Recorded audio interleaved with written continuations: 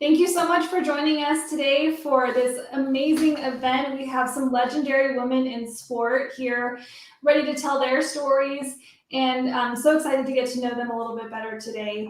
So we're going to allow them an opportunity to introduce themselves, but before we do so, just want to remind everyone why we're here. Today is the 35th annual National Girls and Women in Sports Day, which is super exciting, something that here at New Mexico United, we're really excited to celebrate and honor the current women in sport that make the industry what it is, and then all of the future generations of girls to come to put their own stamp on the industry of athletics as a whole, as well as our beloved leagues and sport, which is soccer. So I'm going to allow our special distinguished guests to introduce themselves and tell you a little bit about their career paths so far. And then my friend and colleague, Ileana Molina, will take us through some questions, and we're just going to have a fun conversation today. So I'm going to go ahead and pass the mic over to Laura Harvey. She's going to be the first person to introduce herself and tell us about her story, and then we'll pass it on from there. Thank you, Chanel. Hi, my name's Laura Harvey. I am currently the U20 women's national team coach for the USA. My pathway as a coach has come from living in England, growing up in England. I became a head coach when I was 24 for Birmingham City Ladies. And then when I was 29, I got the head coaching role at Arsenal, which is one of the most traditionally successful women's teams in Europe at the time and in the world, honestly, which was a huge challenge. I stayed in that role for 4 years and then randomly got a phone call off a number I didn't know in Seattle, America, and just thought it was a cold call and answered it. And 4 days later, I became the head coach and general manager of Seattle Reign FC, which I knew nothing about, and it was a league I never knew and didn't actually exist at the time. And about 6 weeks later, I packed my bags and flew over to the opposite side of the world and started on a journey of being part of the NWSL. So I was the Seattle Reign head coach for 5 seasons, and then left that role and became the head coach at Utah Royals FC. And that took me to become part of the women's national team, taking the head coach role with the U20s. And I'm lucky enough to, where possible, go and assist Vlatko with the women's team as well. I recently just finished my US Soccer Pro license, and only the second female coach next to Jill Ellis, who has been managed to be able to get to that point, which was a great opportunity, and I'm glad I was able to do it. So that's a very short, quick version of my journey to this point. Thank you, Laura. It's an incredible honor to have you here with us. You have such a colored story and a lot of championships under your belt. Definitely someone to look up to, and there must be something that you bring to the game and to your teams. That's the magic sauce. Maybe we'll find out what that is tonight, because you definitely have it. So moving on to Miss Heather Dyke, would you like to introduce yourself and tell us a little bit about your story and where you are currently? Sure, yeah, my name is Heather Dyke. I am currently the head coach at University of New Mexico, proudly. I'm born and raised in New Mexico. I grew up here, and I'm a very proud New Mexican. And it's a huge honor for me that I get to coach in my hometown and wear the name of my home state on my chest. So in addition to that, I'm Laura Harvey's assistant coach, which is one of the best parts of my career. I've learned an absolute just a ton from Laura. And I'm also a coach I work for CONCACAF and for US Soccer and for FIFA, teaching courses in soccer. So I kind of dabble in a little bit of everything, but currently proudly the head coach at University of New Mexico. Go Lobos. Yeah, thank you so much for being a champion for soccer in our community here in New Mexico. It's been really awesome to be able to continue to watch women play at a high level here in our state, and that's the most of those New Mexico United spirit. Like, we're definitely fans of yours wholeheartedly. Nicole, it's mutual. We're fans as well. Thank you. We can't wait to be at a game and see you in the stands waving your flag again. Nicole Hercules, happy to have you. Please tell us a little bit about yourself. Sure. Yeah. First of all, thank you for having me on this panel with some phenomenal coaches, and then the two of you who are doing an amazing job as MCs. For me, it's been an interesting path. I didn't really think I would be in the soccer landscape whatsoever. But when I was young, I was coaching an inner city soccer team. I played on the Rochester Rhinos, and this guy came up to me and he said, you need to work with this inner city youth team. And I had a suburban background, so my parents could afford everything. So I went. I didn't know how to coach at the time, and I worked with this youth city league called the Rochester. Well, it was called Flower City Soccer at the time, and I didn't know how to coach. So I basically said to this group of girls, I'm going to give you guys 2 minutes to take the ball off of my foot. And if you can't, we'll do what I want to do. If you can, we'll do what you want to do. So after about 1 minute and 30 minutes, they couldn't, or 30 seconds, they couldn't. So we did technical session because that's all I knew how to do at the time. So at the end of that session, I was able to speak with them. And one of the little girls looked at me and she said, "Where are you from?" And I tell this story all the time, but it's really the reason why I got into doing what I do, because it bothered me that there was someone who looked like me who thought that they couldn't play soccer. They just assumed I was from another country because for her, a Black girl in America couldn't play soccer. So for me, I had always decided that once I finished my playing career, that I was going to start programs for underserved and underrepresented communities. So that's where we are now. I have a program called the Rochester City Soccer League. It's a holistic soccer program where we provide academic resources, college development, pretty much a little bit of everything to make sure that we're equal in the playing field. So we have a girls league, we have a co-ed league, but it's really a community organization at best. And then I also have a national organization called the NMH Consulting, where we do the same across the country, just providing opportunities for underserved and underprivileged kids. And also, I guess the important thing to mention too is that I am also the first female chair of the United Soccer Coaches Black Soccer Advocacy Group. Wow, incredible. Thank you so much for being here. It's really like an honor to get to know you all, and I'm already really inspired just by hearing that much, and we're only 10 minutes into the stream. So Ileana, why don't you take it away? Let's dig a little deeper. Thank you so much. So I'm just going to quickly introduce myself and Chanel Weesey. A lot of our fans know us, but I do want to at least give our title. So Chanel Weesey is the Executive Director of the Somos Unidos Foundation and the Community Relations Director for New Mexico United. So all of the community efforts, including like the holiday tour and everything, she has been running behind that this entire time. She's doing an awesome job. And I am Ileana Molina. I'm the Executive Assistant to the CEO and Ownership Group for New Mexico United.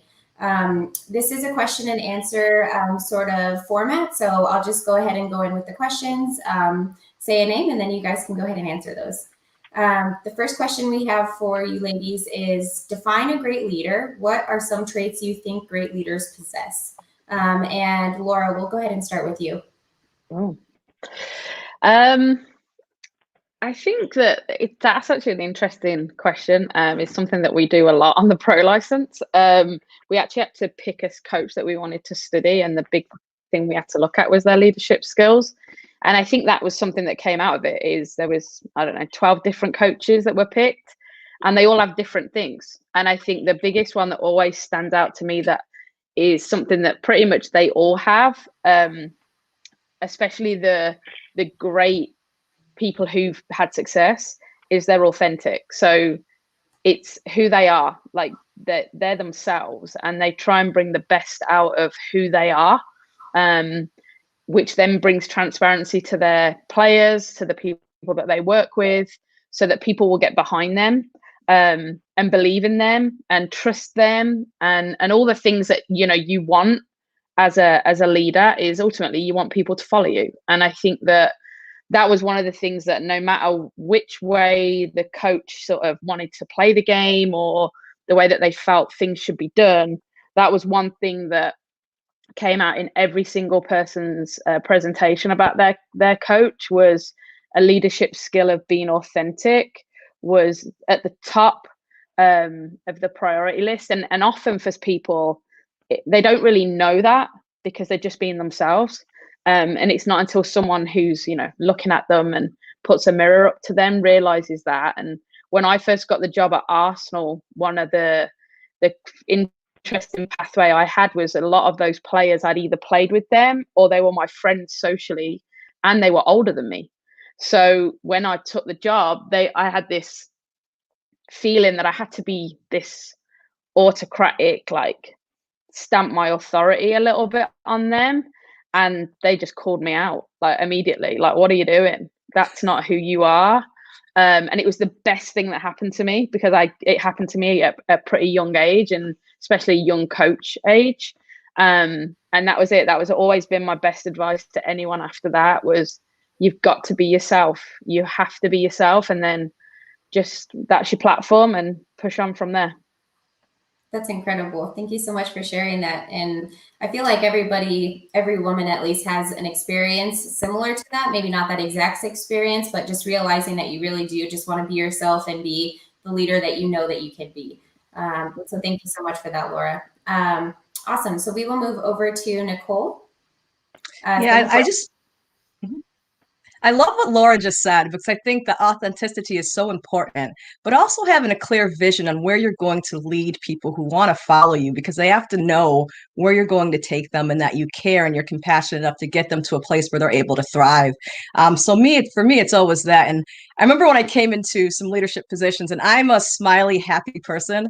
So I'd be in boardrooms and I could see the look in people's faces when they're like, oh, this girl, she's naive. Look at that. She's smiling the whole time. And I actually started to enjoy that, because for them, it was a weakness. But for me, I was able to like really be able to, just be myself. And then my favorite part would be when they learned really quickly that that was not the way to think about me, so I'd always have fun when they would learn, the real deal, that I can smile all I want and still handle business.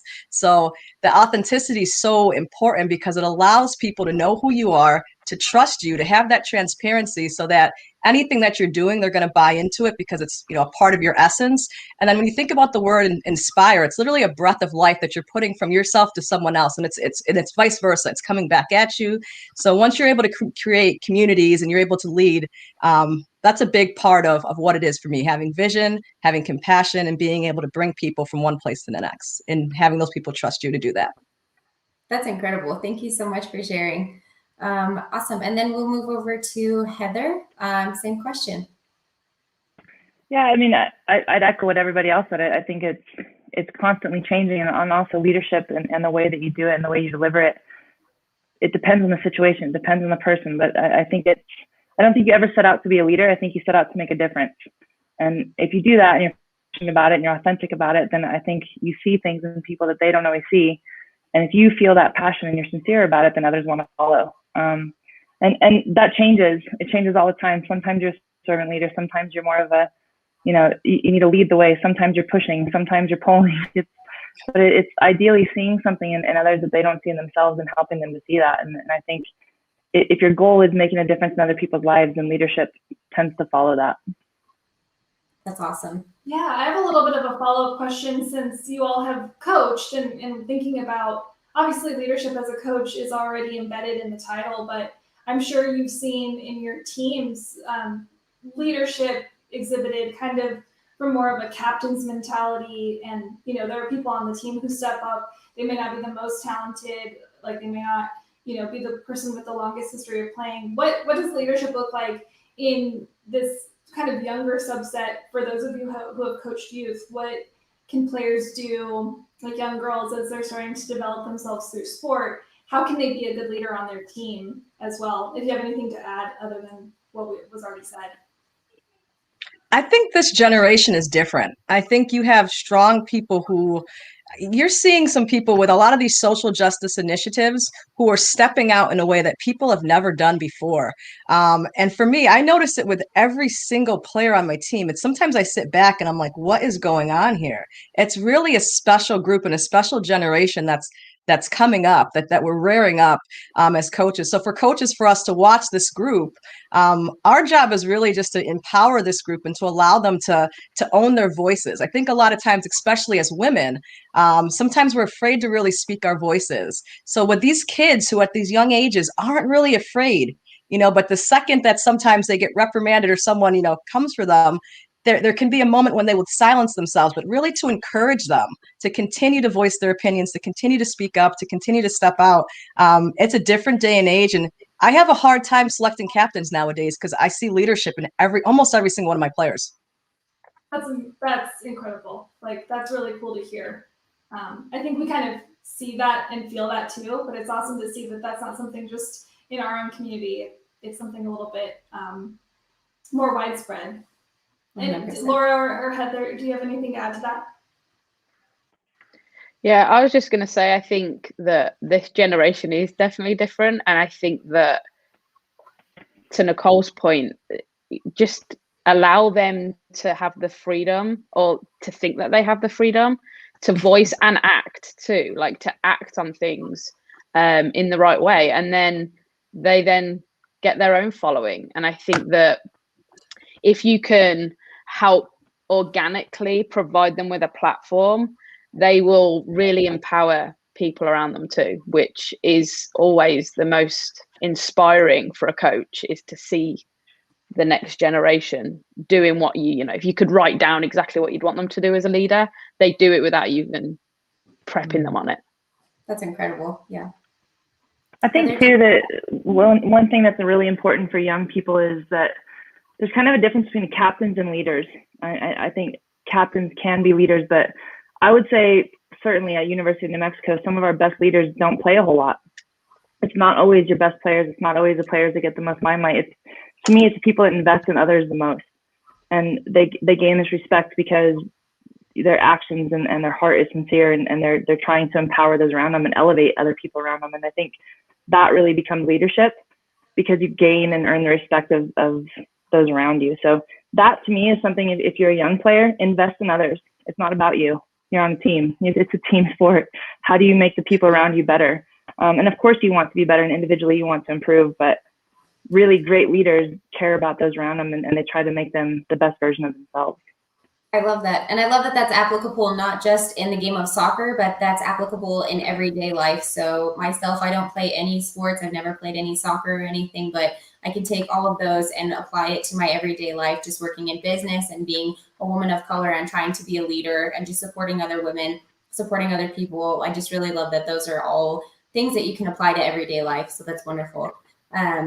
We are going to take a question that is a comment, and it's from David Estrada. How wonderful. So just really quickly, David Estrada is currently with our Somos Unidos Foundation, but he previously was a player with New Mexico United, and he was so immersed in the community and constantly helping out all of the time that we brought him on as a full-time member of our team. And now he is the community relations director for the Somos Unidos Foundation. So his question is, as a coach, how do we encourage the next generation of women and girls and women to lead? So I know you guys touched on that a little bit. Do you guys want to just maybe add a couple of things in there? Sure. I pay attention to people's strengths. And then I just kind of allow that to kind of seep out of them, because once there's something that people organically do well, just to really encourage and to play on some of those things. It's nuts to me. And I think just within the last 5 years, every year, my players are just impressing me more and more and more. And, they're doing more, to the point now where there's such leaders out in the community and the world that I'm terrified for them, because they're protesting. And the pictures that they're sending me are pictures of them with, bruises from putting themselves in front of other people as they're protesting. There's rubber pellets coming at them. So it's one of those things where I'm glad that they're leaders, but I'm also terrified for the things that they're out there doing. But again, like when these people are able to lead and they believe in something, there's nothing I can do to stop that. So I'm proud of them and terrified at the same. That's understandable. Like a mama. Yes. Mama Terrified. Wonderful. Laura and Heather, did you guys want to add anything? Well, first off, I would compliment David Estrada and all of you guys on what you're doing in the community. I think the commitment to helping fellow New Mexicans and some of your initiatives are fantastic. So kudos, David, if you're listening, and everybody else that's involved. But yeah, I mean, I agree. It's identifying strengths and sometimes identifying strengths that young women don't see, or they think that it's a negative thing to have a voice, or it's a negative thing to have an opinion, or whatever it might be. Just empowering people to know that your voice matters, and whatever your opinion is, even if we disagree, it matters, and you should be able to articulate that and represent it. And yeah, I think Nicole expressed that more articulately than me, but I agree. That's wonderful. That's exclamation points after that statement all the way. Awesome. And then Laura, did you want to add anything? Just an exclamation point. That's it. Those guys said it. They said it. Wonderful. Okay, we will move to one more comment. Can I just say one more thing on that, because I think it's Girls and Women Day, so I have to really give these two props, Heather and Laura, because I'm just looking at that last draft. Those are a bunch of players that came under these two women's their wings. So the work that they're doing, we're seeing kids who are leaving, college, and they're going straight to the pros. So what you guys are doing to guide this next generation of top players. And it was so exciting to see the way those girls were playing last year, the year before. And you guys have a big role in that. So thank you guys for the work that you're doing with them and the leaders that you're creating out of the groups of kids that you're coaching at the U20 level. So thank you. Thanks, Nicole. That's very nice of you. I know. We're going to have to start coming to watch your guys' games also. Yeah. We had a good group. Wonderful. All right, let's move on to the next comment question. Oh, perfect. Adriana. So Adriana is also a woman in sport. She is our announcer, our Spanish announcer. She's incredible. She's so talented. But her question for us, she has a daughter as well, and she is a very strong woman. She's wonderful. Biggest struggle that you had to go through as a woman in sports? And I will let's see, do any of you guys want to take that? I'll go first. Yeah, that's fine. It's interesting because you were asking yesterday a question about womanhood. And I honestly don't think I really had issues with being a woman in business too much. I think my issue was more of being a Black woman. So not only are there these different intersections of patriarchy and white supremacy, but I don't think until George Floyd happened that I realized how heavy that burden kind of was to kind of carry both. So I think there probably is a struggle, but I don't think I notice it. So it's just one of those things, like sometimes when you see someone who's being misogynistic or something like that, part of our role is to make bridges and not to break them. So there's some tough conversations that we have to make and that we have to have. But at the end of the day, I just want to make sure that people are as aware as possible to how we can be better, more accepting of each other, and how everyone can come to the table and bring what they can while not dismissing or excluding people for race or for gender.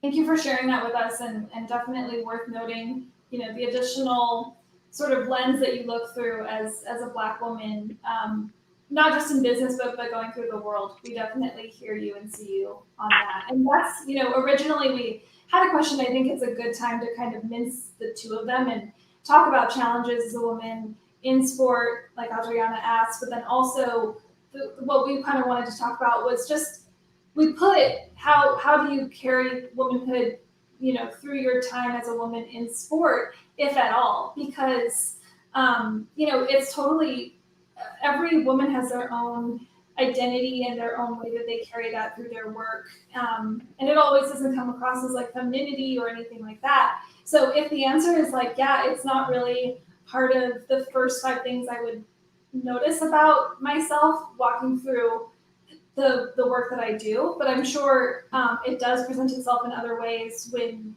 you're coaching a team full of women. Do you guys want to riff on that at all, Heather or Laura?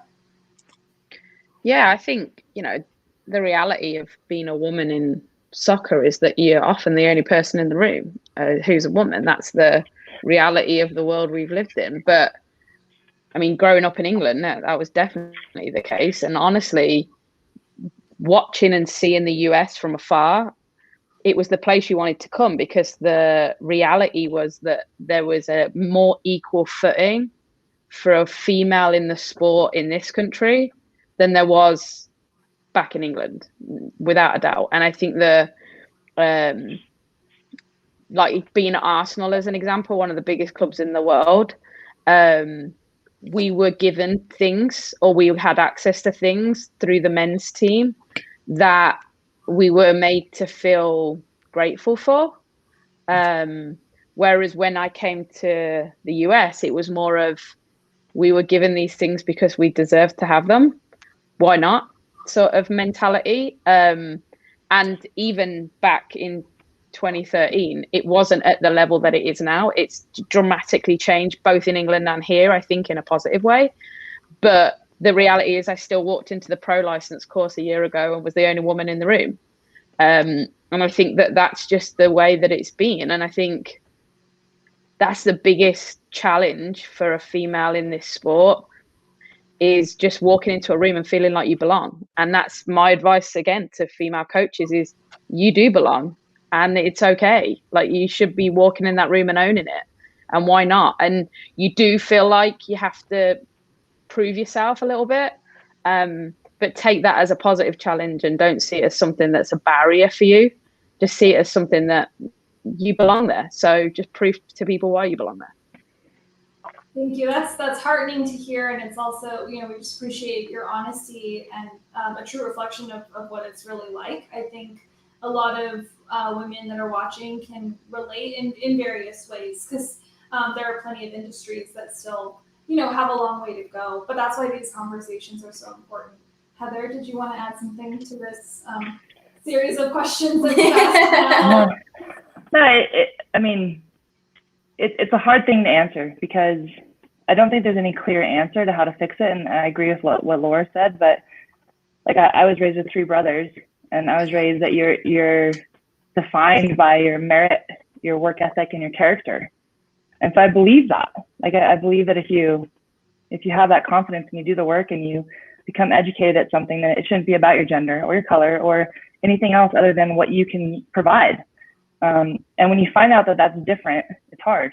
And then all of a sudden your eyes open to different things, and there is injustice, and there certainly is injustice in sport, without question. So that part of it, I wish there was an easy answer to it. I wish there was a clear answer to it, but I do believe that at some point it has to be about what you can bring to something and who you are and what kind of character you have and what your work ethic is, and not what you look like. And I think the more people that are in power positions that can represent that, the better it is for all of us. 100%. And we definitely but listening to what Laura and Heather were just saying, I think it's also important that you create the narrative that works for you. Because if you go to what the social norms are, and you believe that reality that sometimes is falsely created for, the dominant group that's, around, then of course that's going to be discouraging. But if you're ready to kind of be a trailblazer and you're like, this is kind of what I see and this is what I want to do, you create your own narrative and you move from there. I think it's really important that you do that. You don't necessarily have to see what's out there. You may be able to create a whole new space in the world that's not there. So just because you can't see it doesn't mean you can't be it. 100%. Well, we definitely appreciate all of you pushing the norms and creating a new norm, especially as we grow into an industry where there are more women, and just pushing those norms, I think, is incredible with you guys. So we are going to move to another question that we have here. So this one is specifically for Heather and Laura. Let's see. Heather and Laura, I know you became coaches. What was it like to play the game all your life, and now you're a leader in the industry? And then we'll have a sub question for Nicole as well. I'm going to tell you, Nicole's a very good coach as well. She's being humble, but I'm gonna throw that one out there. I think like anything, it's an investment. And Laura said she just finished her pro license, which is incredible, and it's a shame that it's only the 2nd female to ever do it. But I think anytime that you put your time and energy into something and you invest in being good at it and you have this passion for it, good things will follow. But it has to come from like kind of a narrow view of self-discipline and self-improvement, and doing that despite what anyone else thinks, because you love it. Like you're following your passion and your joy. And I love coaching soccer. I love soccer. I've been lucky enough that my whole life it was my education, it was my childhood, it's been my profession always. I've never done anything else. And I never want to. I just absolutely love it. I was saying earlier, like, we were allowed to go back on the field the other night, and I was emotional with the lights on because I get to coach soccer again. Like it matters that much to me. But I think if you have that passion, it becomes clear for you, and whatever hurdles come in your way, you just have to figure out a way to say yes and find different ways around it. But yeah, I know Laura and I have talked about this before. I'm interested to see what she has to say, but it's it's just an investment because you love what you do. And if people don't like that, then who really cares?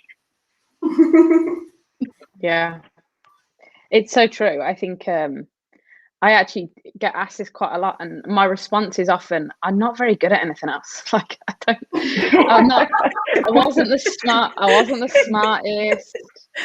I was never, I wasn't the smartest tool. I just don't know what else I could have done. And like my dad was so impactful on my career in really positive ways. He was a coach himself.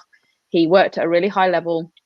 But at 14, I'll never forget him telling me that there's no way I'll have a job in the game. They're just because it didn't exist. It didn't exist at that point. And I just remember thinking, oh, well, great, because I am terrible at everything else. And then, I, to Heather's point, like I just went with it. And I didn't know that I was breaking barriers, and I didn't know that it was different and this was new for everybody because I didn't really feel it.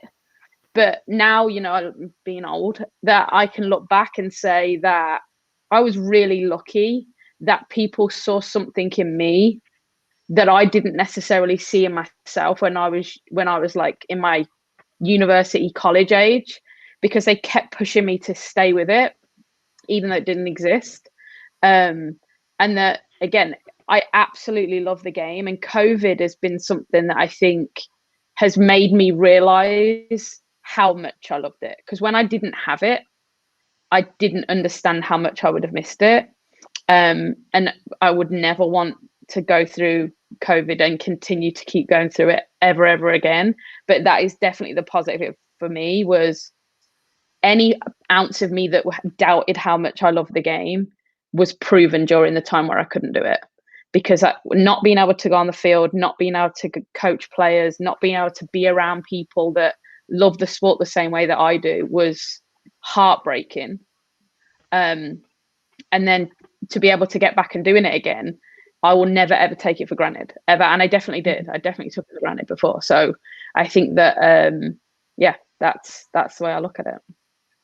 It's funny that you use the term taking it for granted, because even as somebody, Ileana and I have been really honest about our lack of experience with soccer and soccer fandom. But so the first 90 minutes of soccer I ever watched was New Mexico United in person. I just showed up not knowing what to expect. And so I think, especially being involved with the supporters group and those long days of like getting to the tailgate lot at 10 a.m., the game didn't even start till 7, and got set up and load all this ice. By the time I was like halfway through the first season, while I was really excited for game day, it also was just really tiring. And I definitely took it for granted. And I told myself, like, I regret treating those days like they were normal. I regret being stressed about like that I wasn't going to get enough sleep, and what we wouldn't all give right now for that. I know, Heather, you've seen this firsthand, but Nicole and Laura, New Mexico United has given people something to rally around in our state. It's the first, real like professional team that has been serving statewide in soccer. And so when you talk to people in New Mexico, they say, like, I never expected that something like this to be able to happen. So it's hit us on a variety of levels. And I definitely like agree with everything Laura is saying. It really is like a hole in your heart, and it's missing, and it can happen to somebody who's only been a fan for like 2 years. 100%.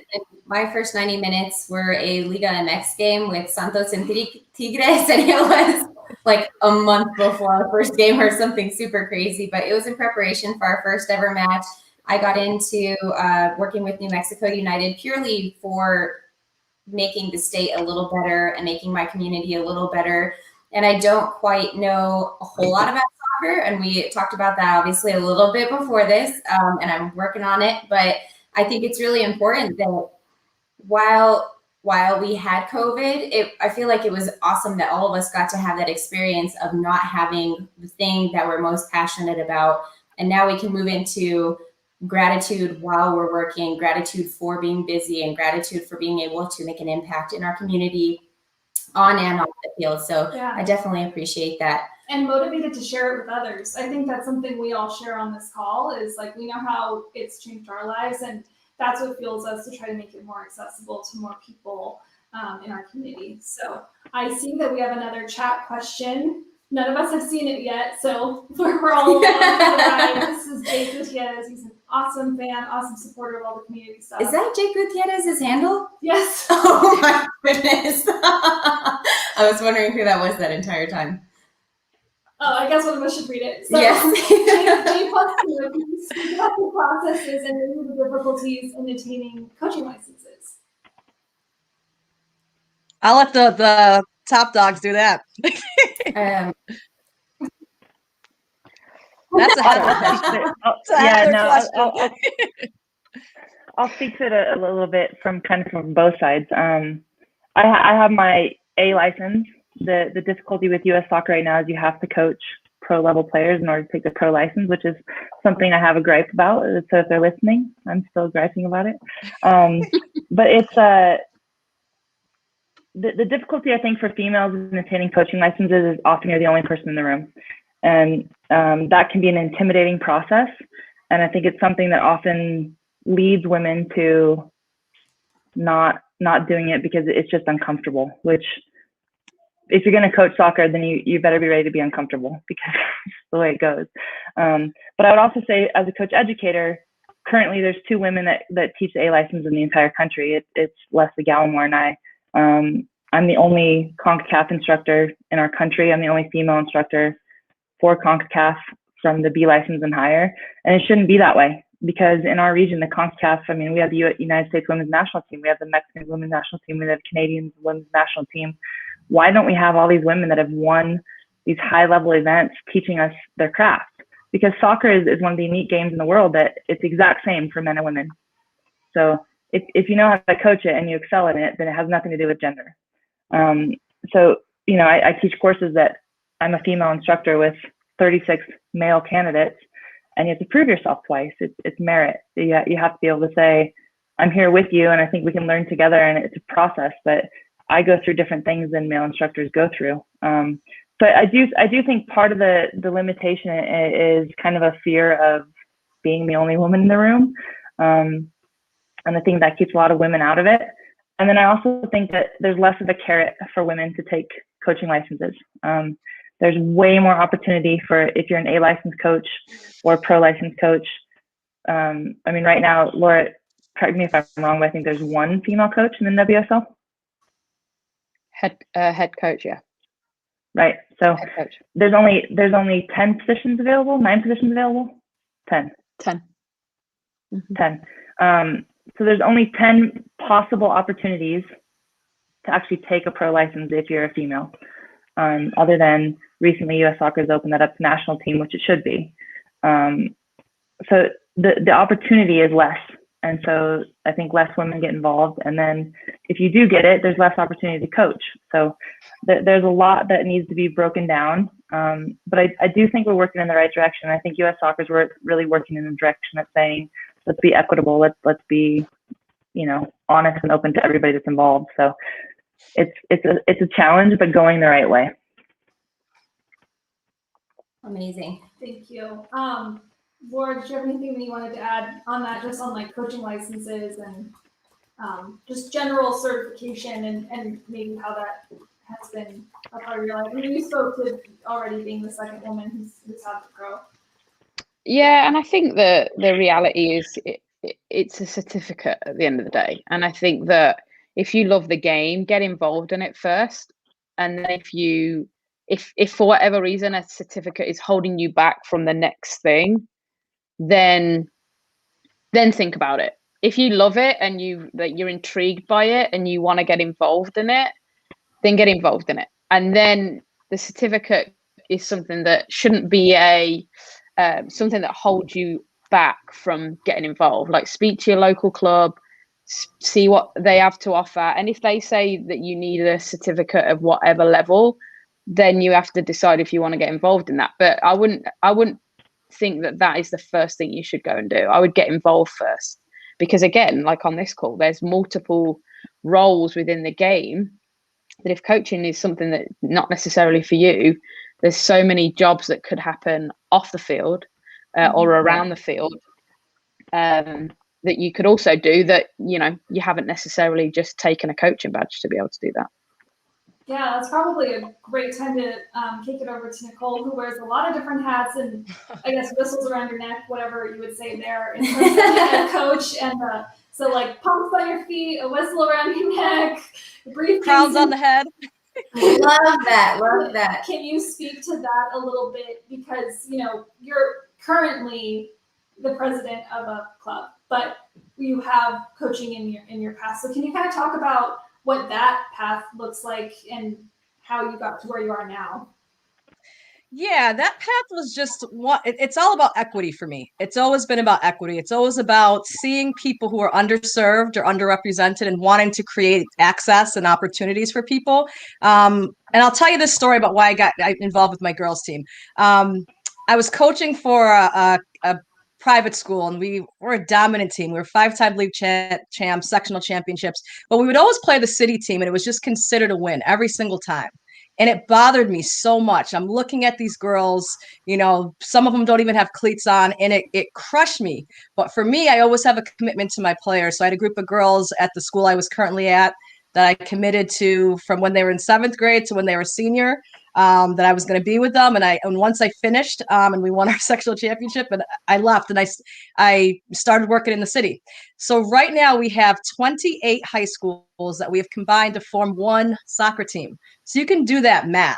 So for me, recognizing that in my city, it was important that then I formed nonprofit businesses. But so the Rochester City Soccer League is a not-for-profit business, but NMH Consulting is for-profit. So what we do is we get partnerships and sponsors to go into underserved communities across the country and just try to find ways to bring equity to places where kids of all races, all different backgrounds can now experience this game that's the world's game. I truly believe that there's no other sport that can impact people's lives like soccer, football, like they say across the country. My family's from St. Vincent and the Grenadines, and when I was a kid, we would go and we would visit, and I would be the only girl playing, right? And people would look at me like I was crazy. I went back a couple years ago, and I saw 100 to 200 girls playing in a soccer tournament, and I almost cried. You know, this is what happens when we give everyone an opportunity to play that wouldn't otherwise play. And so for me, the business side is always about equity. It's always about creating opportunities. That is hitting right into the heart of what we're trying to do here in New Mexico United as well. I know that David Estrada, who we heard from earlier, would definitely, I'm sure he's just like wiggling out of his seat right now because he talks about, you know, soccer being that thing, even as he was growing up.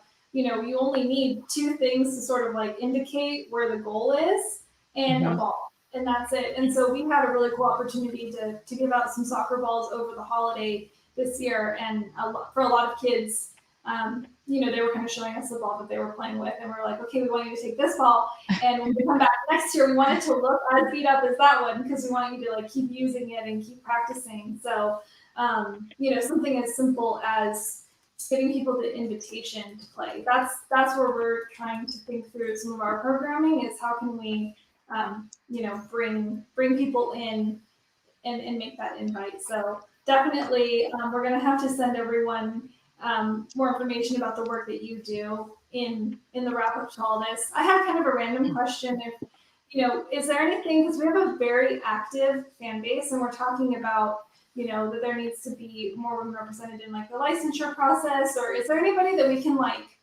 tag in things or like send letters to? You know, what can we do as just citizens of the game, right, to like help make this happen? Is there anything that we can ask our fans to do? Yeah, to help push the movement forward, I think.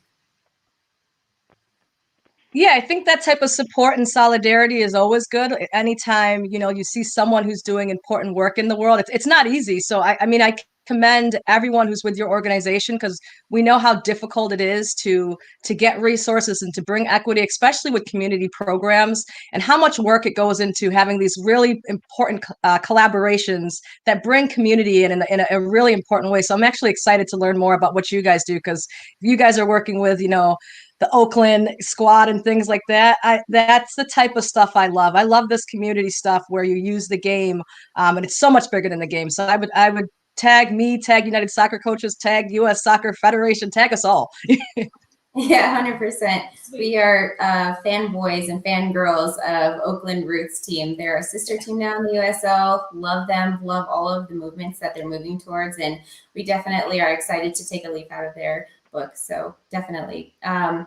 We are going to push over to a question that's a comment, I believe, from Nisa Lucetto. Actually, this is great. So after this one, I'm going to ask a question about supporters, but Nisa Lucetto is one of our leading supporters. She's not a leader in the supporters group, but she's a leader in New Mexico as a supporter for the team.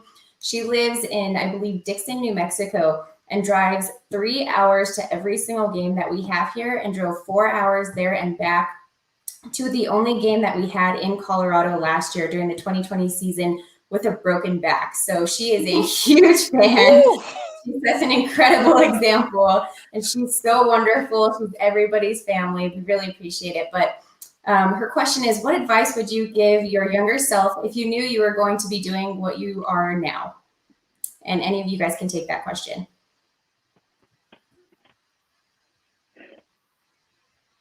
For me, I would say it just speak up.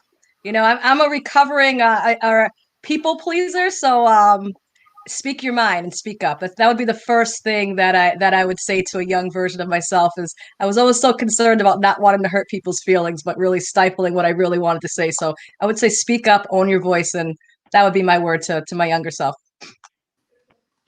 That's awesome. Mine would be you belong. I think, like, you're okay. I think that, you know, like I said before, there was a lot of I never knew anything else. I didn't think I could be good at anything else, but there was always people around me doubting if that could be a possibility potentially. And just keep going, and you're okay. You belong. Oh man. Advice to give my younger self. I think I would just say you're right. Like it's okay that you love this so much. I mean, like it's okay that this is what you want to do, because I think, I mean, a little bit like what Laura said earlier, like it's hard to say, oh, I'm going to make money coaching. I'm going to make money in soccer. I'm going to, like, that wasn't really a thing. I didn't even know you could do that. But I just loved it so much that it kind of came to be. So I think if I would have been able to tell myself, like, it will work, it would have been a lot less stress. Like, just follow what you love and invest in it and believe in it.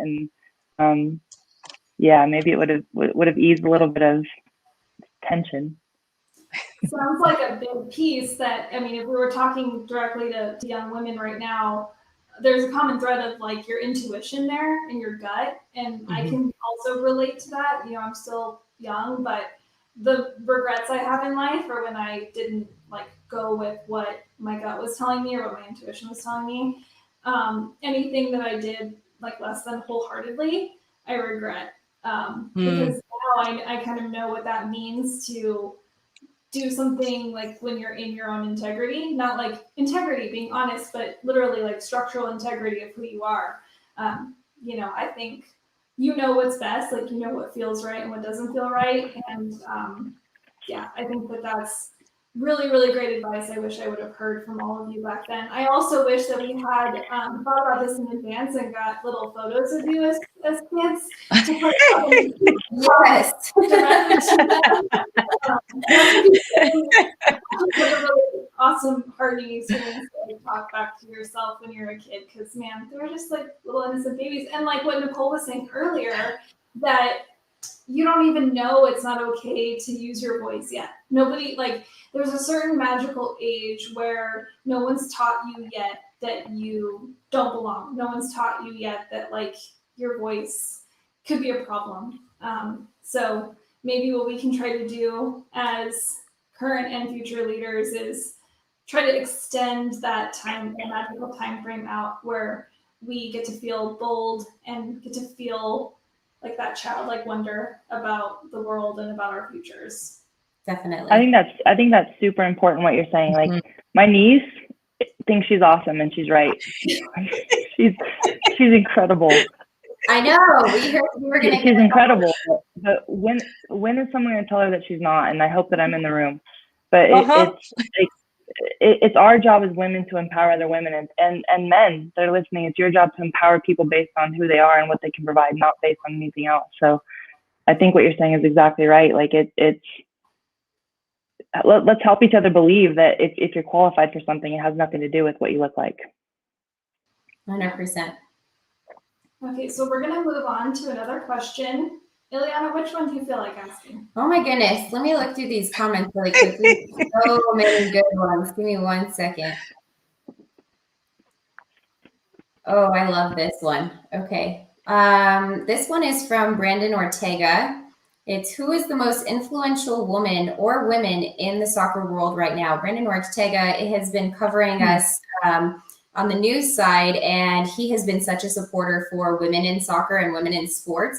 He did an incredible story on the women in the front office, and he's always been such a wonderful ally for us. And then we can move sort of into that conversation. But for now, go ahead and answer that question. I'll go ahead and hand it off to any one of you that wants to take it.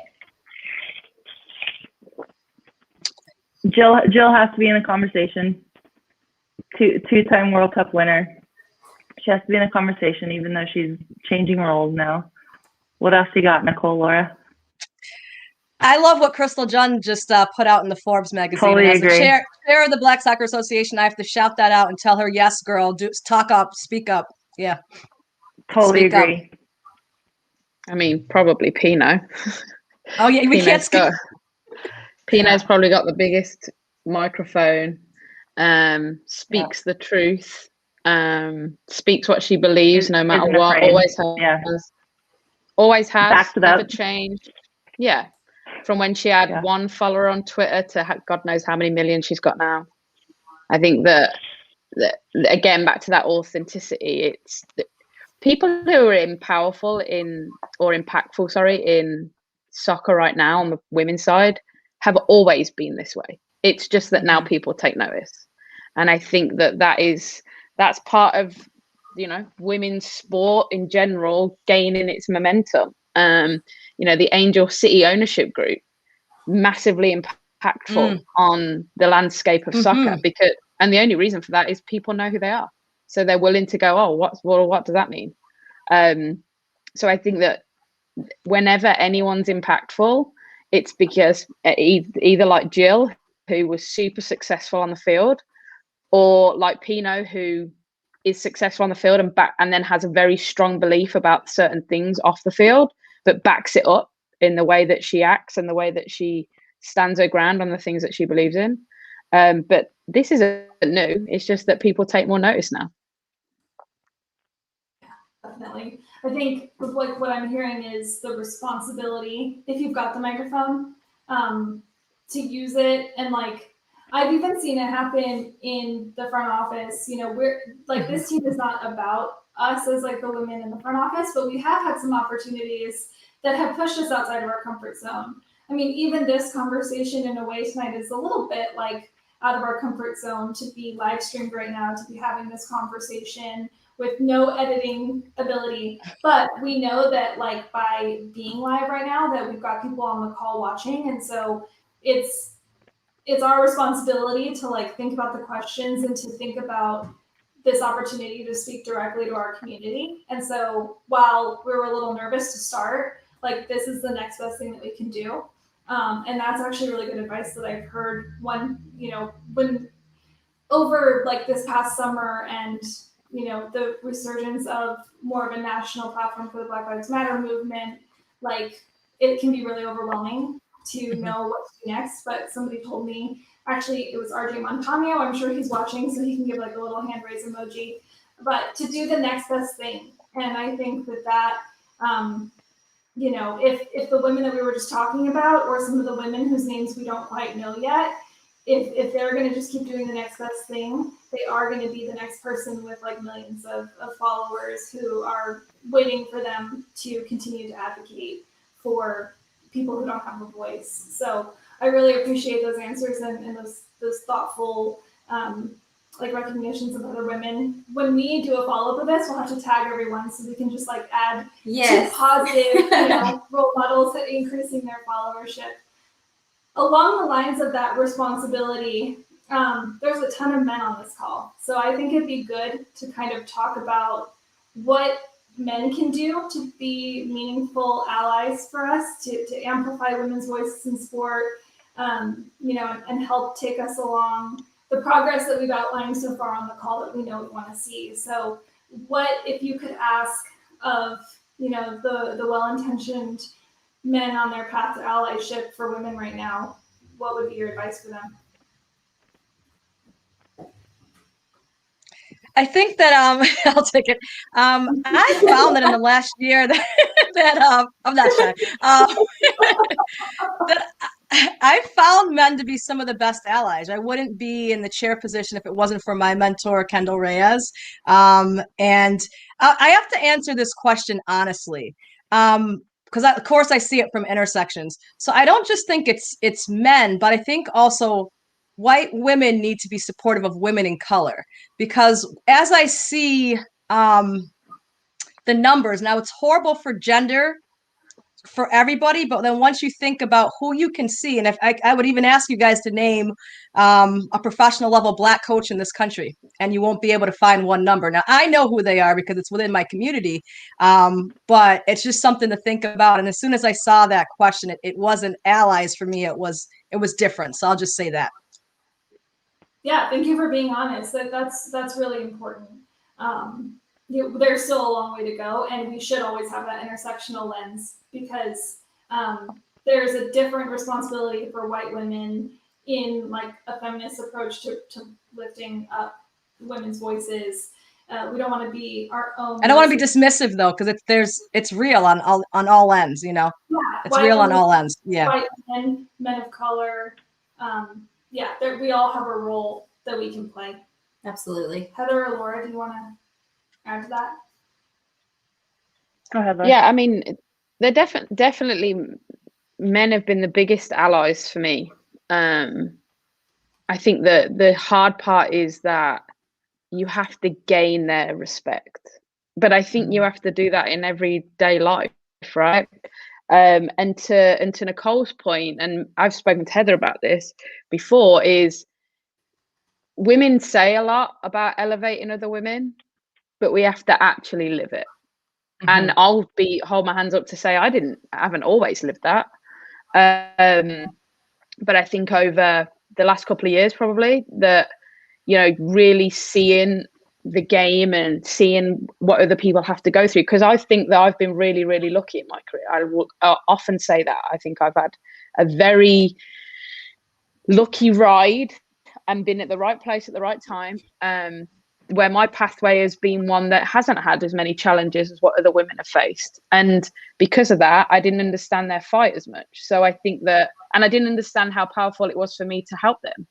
But I think that over the last couple of years, I've realized that and held my hands up to that. And I think that my time during not being able to get out on the grass has been spent trying to help other people. And I think that we can say it, but we have to truly live it too, which I think is as important.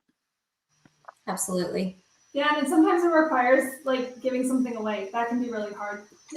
When you feel like you've fought so much already to have the voice or the position that you have currently, it's not intuitive to be like, okay, now that I'm here, let me just completely give that microphone to somebody else. But the way to increase collective power is to start giving it away. Absolutely. I didn't mean to cut off Heather, but that really spoke to me what you were saying.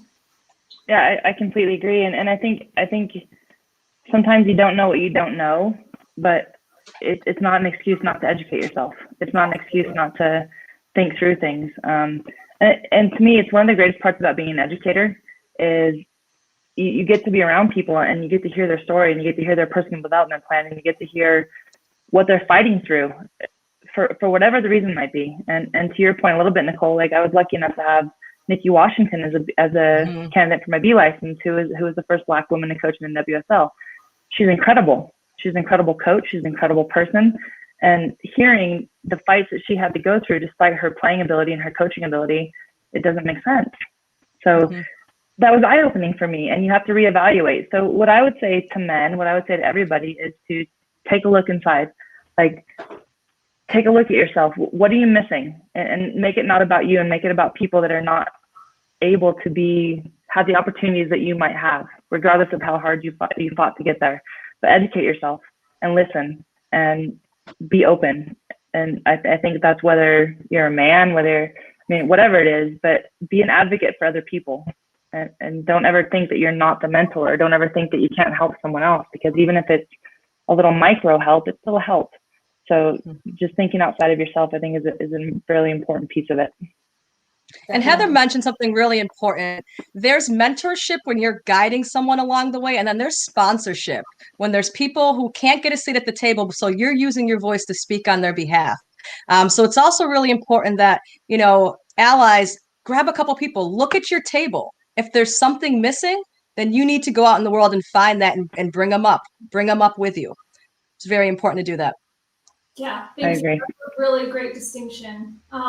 I know that we have to move on to another question, and we're almost at time, but I did want to tell a quick story about, since Laura, you actually just got your pro license with Coach Troy, and everybody that's watching this, loves Coach, and he's all of our gaffer, right? Absolutely. I have to commend him for actually exactly what Heather was saying, is like looking inward, and actually what he did is looking at his own experience and using an empathetic approach to understand racial injustice and gender injustice in the coaching license pathway.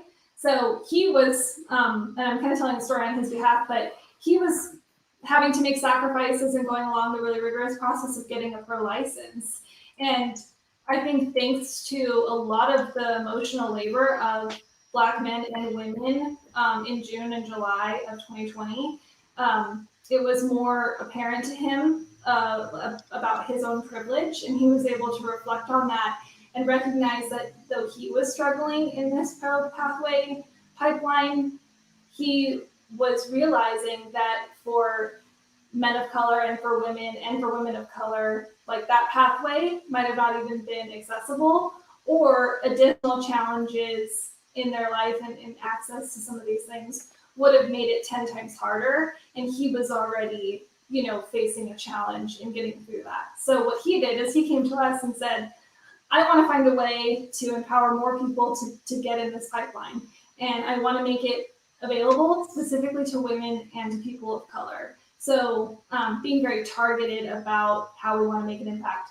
That's how our diversity fellowship program was created, because Coach Troy used his own experience, recognized his own privilege, and used his position to come in and say, this is something that we expect. And when Coach tells us that he expects us to do something, it becomes the number one priority for us. Absolutely. So, I think like that would be an idea that maybe Ileana or I would have one day, but like we might not yet have the agency to say, hey, we're going to start this thing and move. So Troy did that on behalf of, there are going to be 4 to 5 people this year who come onto the diversity fellowship program. They have Troy to thank for that, for, making a stand. And they're going to be receiving stipends at the end of their fellowship, 6 months spent with our first team coaches for them to take that next step, if it's licensure, or if it's some other educational opportunity. So I just have to give Troy props really quick. Absolutely. And I'll just add on to that really quickly, just onto the story of Troy Lassane. Everybody knows him for being an incredible person and being an incredible person in our community, but the women in the front office at New Mexico United know Coach Troy Lassane as an ally for us every single day. Any conversation that we have that might not include us, he always includes us. He always makes sure that he's an advocate for us and that we have a voice when we don't even know that we don't have a voice. Like in situations that we aren't even aware of, he makes sure that we have a voice. So those particular types of people in this world are so key. And I think it's up to all of us to make sure that we are that person that are looking out for, like Nicole said, people of color, women of color, and women in general. Like it's your job to look at yourself and make sure that you are doing those things for other people. So thank you for telling that story, Chanel. That's one of my favorite stories. And the Diversity Fellowship Program is my favorite thing to date, I think, that we've done so far as a team. And we have a couple more comments, and then we will move over into a question, and that'll be the last one for the night. Let's see. Oh, Jessica Campbell. That's so great. Really quickly, and then we'll move into a question. So Jessica Campbell is actually what would you say, like a veteran? Yes, Yeah. alumni of New Mexico United. She was our director of not director of community relations, director of communications. She did an incredible job, PR, everything. She helped us get the first couple million for our stadium last year. She did an awesome job and she moved on, but we absolutely appreciate everything that she did for the team. So thank you, Jessica.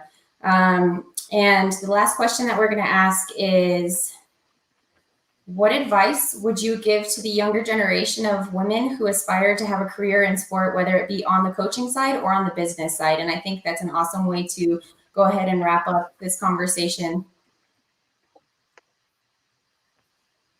Okay, I'll go first. That's your role, Nicole. You've taken it over. It's all you. There you go. There you go. Oh, true. Yeah.